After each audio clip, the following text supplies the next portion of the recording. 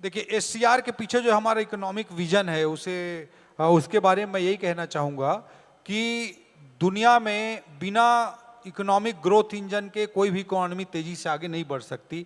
आज की जो दुनिया का इकोनॉमिक मॉडल है उसे हम लाइक करें या डिसलाइक करें, it may be a different debate कि ये डेवलपमेंट मॉडल सही है कि नहीं है, बट जिस डेवलपमेंट मॉडल पे हम चल रहे हैं, पूरी दुनिया चल रही है, उसमें economic growth engine, economic growth centres बहुत जरूरी हैं।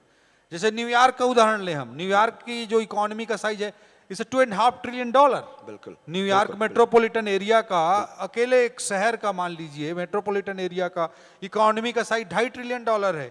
हमारे देश की इकोनॉमी का साइज $4 ट्रिलियन है। बिल्कुल बिल्कुल। तो जैसे देश के अंदर भी हम उदाहरण दें कि बिना हैदराबाद के हम तेलंगाना के अर्थव्यवस्था की कल्पना नहीं कर सकते, बिना बेंगलुरु के हम कर्नाटका के अर्थव्यवस्था की हम कल्पना नहीं कर सकते।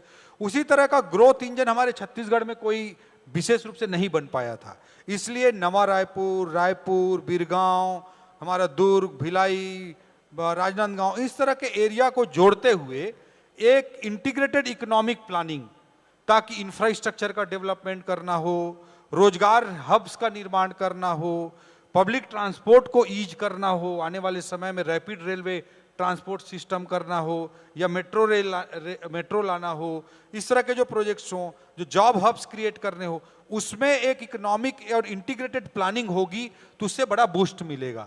इस सोच के साथ इस सारे रीजन को हम जोड़ते हुए एक एससीआर की परिकल्पना, जैसे एनसीआर है Delhi and surrounding national capital region, वैसे ही हम एससीआर स्टेट कैपिटल रीजन की प्लानिंग के साथ आगे बढ़ रहे हैं। उसका एक्ट लाना था, हमने पिछले मानसून सत्र में एक्ट भी हम बना लिए, उसकी बॉडी के बारे में नोटिफिकेशन भी हो गया। हमारे चीफ मिनिस्टर साहब उसके चेयरमैन होंगे, वो मेरे अंतर्गत आने वाले हाउसिंग इन्वायरमेंट डिपार्टमेंट्स के अंतर्गत वो आता है, और हम बहुत तेजी से उस पर काम कर रहे हैं।